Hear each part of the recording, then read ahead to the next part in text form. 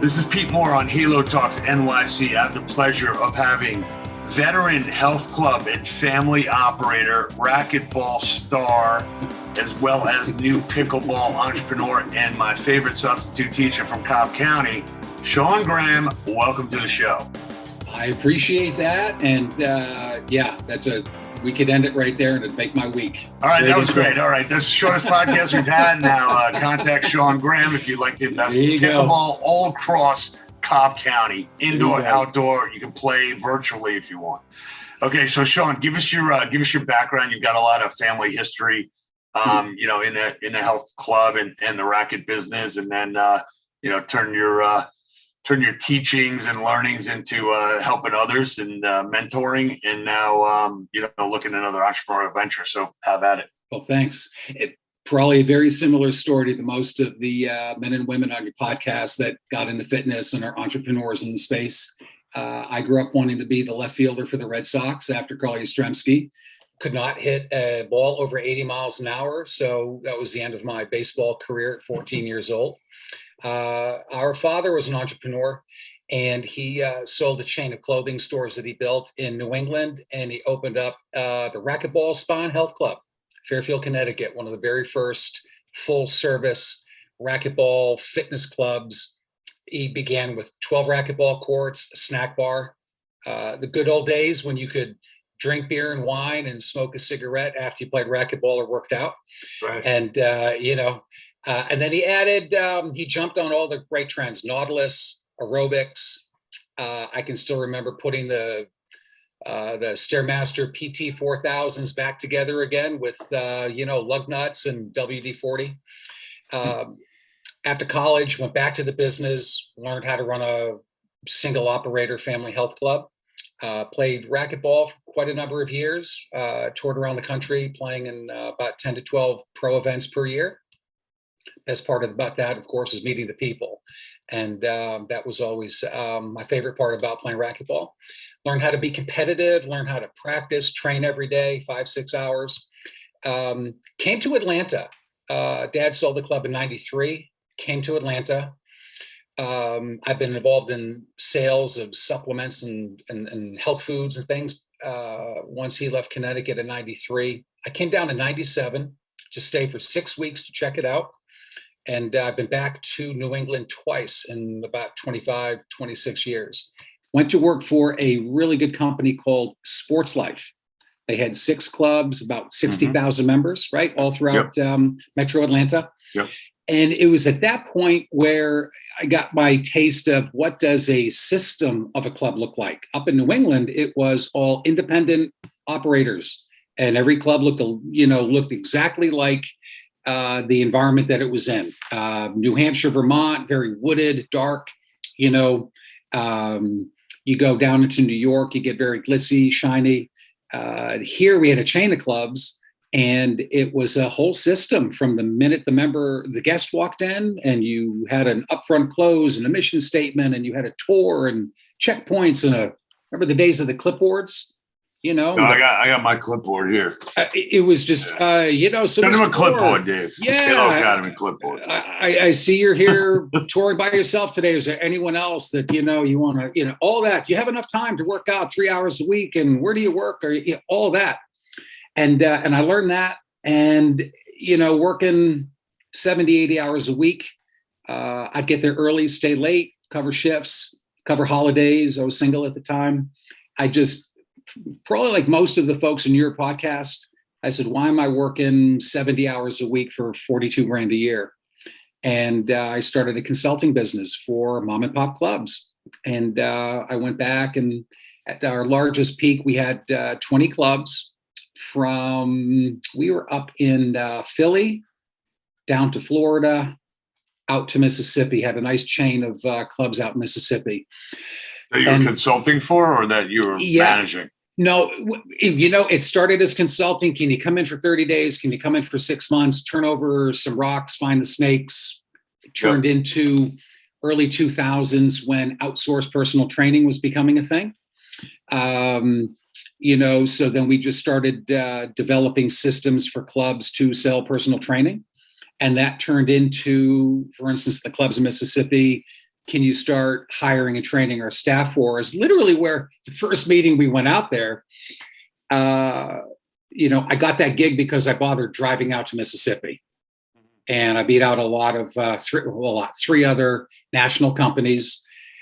And he said, hey, man, you got the gig because you bothered to drive out here. So I've always been rooted in relationships. I think this is, again, the racquetball touring for me was all about the people I met, relationships. The fitness club business to me is about relationships with people. And I love people. And so that stuck in my mind that if you just make an extra effort, if you treat people right, all the normal stuff, you get gigs. And he fired everybody in our first staff meeting without telling me. So he's like, welcome, everybody. This is Sean. He's going to be working with us. Help. Oh, great. So Sean, do you have anything you want to say to anybody? And I'm like, hey, it's great to be here. He's like, well, actually, you're letting everybody go. And then he left the room, and we had about 3 or 4 people left. And that turned into, to answer your question, managing clubs, hiring, training people, and operation, the whole kit and caboodle. And then, coming full circle, got married to an incredible woman, have a beautiful 11-year-old boy in the next room playing MLB The Show. And I took a 2-minute break from fitness, really wanted to figure out what do I want to do. And we landed on opening a health club. And it was going to be everything but pickleball. I had not even heard of pickleball. It was going to be, how can I build a club where my son can come every day after school like I did for 4 years in high school to see my dad every day, and I'm learning a business and it's safe. And the numbers just did not work for racquetball, tennis, squash, badminton. It didn't work. And in a period of about 6 or 7 days, 3 different people told me about pickleball. And I finally tried it. And that was sort of the hook for me, where I scrapped what we're going to call the Racket Palace, where I got 20 minutes of playing pickleball. I was about 52. And I was the youngest person on the court. And my heart was up at about 150. I was sweating like a pig. And I said, why would any middle-aged guy want to work out on a treadmill inside, watching the news, pick your flavor of news, when he could be on a court playing something for fun that's really easy to learn how to play.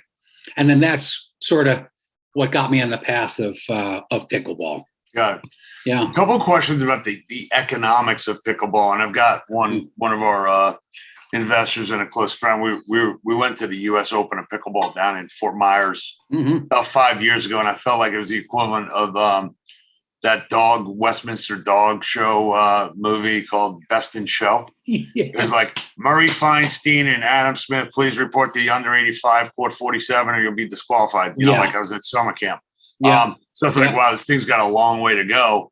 In a very, very short period of time. You've got private equity groups now that own teams. You got, high net worth individuals that own teams. If you kind of take a look at where's the money to be made in pickleball, obviously it's not in the paddle and it's not in the wiffle ball. Let's sell a ton of them. Yeah. It could be in the locations if you're running those. I don't know what you could rent out a pickleball court for. So how do you, if somebody else is looking to get into this business or someone's investing potentially in your business, how do you explain to them, like, here's the revenue potential, here's like the KPIs, here's how long I think someone will stay here. Yeah. And is there other, is there like a Trojan horse of like, hey, look, people hang out here for like 3 or 4 hours. They buy water, they buy drinks, they do this, they do that, and this is kind of like the sticky point where it's not going to be 30-40% attrition of people playing pickleball. Like they're staying until they don't want to play anymore. Right. So, okay, I'll, in no particular order, but I remember the model that we've got for Backspin Pickleball. I'm still shocked that someone else with a ton of money from Golds or Planet or one of these guys has said, we're going to do this model. Yeah, Lifetime wants to be the biggest pickleball. They are. They're getting service provider, right? Yeah. But nobody else has done it. They're not.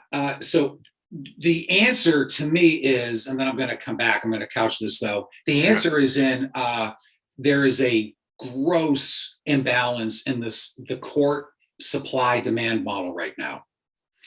The number of people coming into the game and making a lateral move from tennis and racquetball and squash into pickleball is putting it anywhere in the country about anywhere from 300 to 1,000 people per court, depending on where you're at. Down in Florida, you go to the Villages, you go down there with the US Open, they've got hundreds of courts. You come up to where I'm at, where I go play tonight, it's going to be 65, 75 people for 6 courts. So I see the big picture in providing the courts. Now, how we do it, dressing it up and all, I'll address that very quickly for you.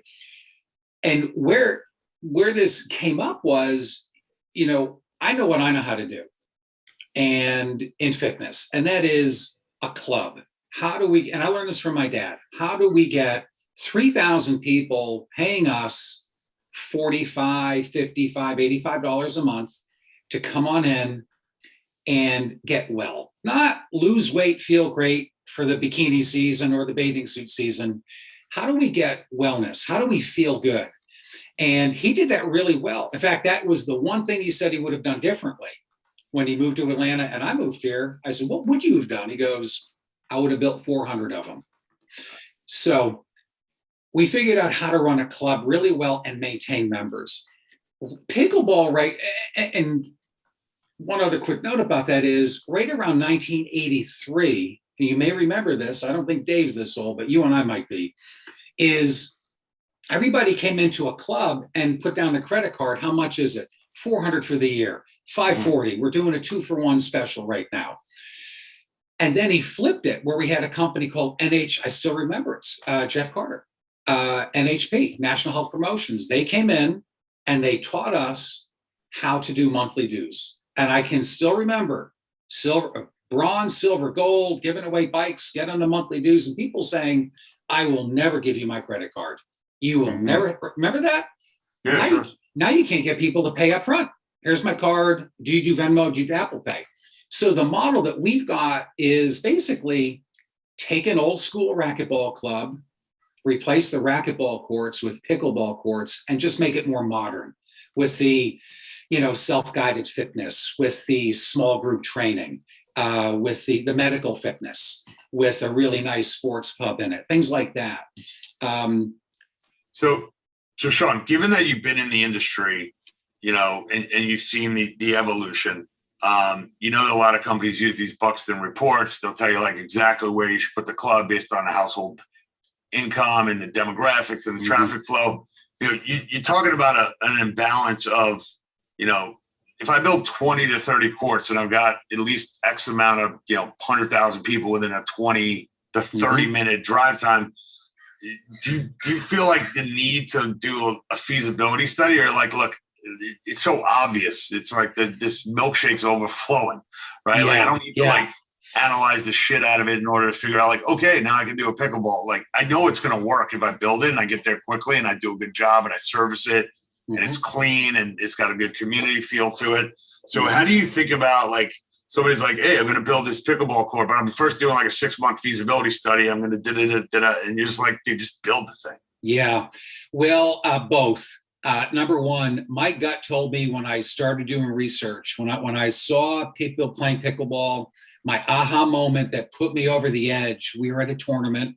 I wanted to see what tournaments are like because money is being made in tournaments, are being made in these pickleball cruises. But I was hondoing with the guy to get him to come down $20 on a couple of paddles for me. And my son disappeared. And a 70-year-old guy grabbed him, nice man named Jack Thomas. And he grabbed him and said, hey, little guy, come on out in the court for 5 minutes. And I watched him.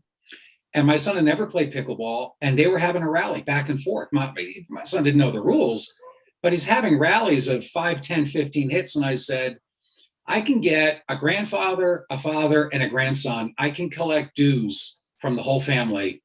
We got to do this. So everywhere I go, I'm just like my dad did when he toured around the country to San Diego, St. Louis, Florida, around 75, 76, before he built a racquetball spa. He said, I can throw this thing up and make money. And he did. But the amount of money that he lost from not having honed it perfectly, might have cost him a little bit. And so back in 2000, I wanted to start a business I got into golf fitness training, developing fitness centers for golf clubs like Troon, Club Corp, Bobby Jones Golf Management down here in Atlanta, great guys. And I learned, I came up with a model. I spent 6 months researching it. We put it together. A friend financed it for me, 15,000. And then I discovered somebody else is already doing this, Canongate Golf. Okay. Yeah. Okay. So I did all the anecdotal research and I said, we're good. I could build it. They will come. But I did ask a real estate through one, a meeting here and a contact there. I said, will you guys work for free for me for 30, 60 days and then do these studies for me? And they did. And they confirmed for me on their time and their budget, because they want to get my business, and they will, that everything that I was looking at, but they put numbers to it. Yeah. So it was important to me to make sure that I did not waste an investor's money on, I should have been 5 miles down the road. So yeah, okay, good point. Combination of both. But let me tell you, people are throwing them up right now, left and right. They're putting up the little metal buildings. The current model is food and beverage, that kind of thing. But they're is there something like pickleball and chicken or something? Chicken and pickle, yeah. Chicken and pickle, yeah. Restaurant guys that love pickleball, and they're franchising it now. You've got to have deep pockets to do it, but I'm curious how they're doing with the cost of protein right now. Food, supply chains. I mean, look, at the end of the day, I think it's great that, people have tried to do health clubs over time, focused on, 55 and over, and like nobody wants to go to a health club, with just seniors. So I feel like this might be, like the golden nugget of people exercising in a social environment that's, not intimidating at all, because it is, more of a community type of event, and you don't have to cover that much court. So that's it. Yeah, I'm excited about pickleball. I played it a couple of times. Still sticking with tennis. Yeah, man. For now, but there's a battle going on, and we ran into it in racquetball with the aerobic. We took courts out to put in aerobics and to put in a Nautilus room and things, and it's happening in tennis. And I think a rising tide floats all boats. Yeah. At some point, they're going to try it, or the children are going to try it, and fantastic. That's great. So let me ask you a question. Given you've been a teacher, you've been a student, if you will, of the industry. You're going to open up this location. You're going to get local investors or some high net worth investors, to be part of this founding membership and investor cohort. Given all the times that you've interviewed people, given all the times that you've, really like gone to some place that's not something you own or not something you're working in, and be like, hey, that person, that waiter or that waitress or that, clerk or that person at Home Depot, like, are you starting to like pick up people from outside the industry to say, like, this is what pickleball is a commodity, right? But I'm going to make it special. And it's going to be a lot of it's going to be what the interaction is with the staff and the quality of the facility. So maybe in closing here, you can give like some of your, top 3 things you kind of look for that might not be, Google, like what are things you look for when you want to hire somebody, but like, do you look for people like yourself? Do you look for people that try and diagnose if people care? Do you like that if they're an athlete? Like, how do you think about that? I think that's the most important question, because people do make the business. We've all been in the clubs before that are amazing, beautiful. I can think of one back in Danbury, Connecticut, a long time ago. Glass chandeliers, glass everything, incredible. And it was just not a fun place to go to. Mm-hmm. And then I had a client up in Philadelphia. He literally had a gym, like fight and mix gym in Rocky. No air conditioning, bricks, old equipment. And it was a great place to go to because of the people. I look for people that are positive. We've all been through a pretty tough time the past couple of years. And I look for people that are undyingly positive in their attitude about life. They may not, positive. I also look for people that are proactive. that are going, they're thinking with the end in mind. You know, they're let me go an extra mile right here. Let me just do one little extra thing for, like you mentioned, like a server at a restaurant or really any place. Those are the kinds of people that I call it 1+ hiring. You know, I know everything that I know. I am who I am. I also know my faults really well. I think self-awareness is another key that I look for. I like people that know who they are, what they're not. But I do like those people that are going to get better than me. So if I can impart in them, keep them long enough, I know that being at a pickleball club may not be their final stop in life. But while we're there, if I can help them learn what I know, and then they know what they know, I think Backspin is going to do really, really well, because they'll be out there taking care of people and members probably better than I could.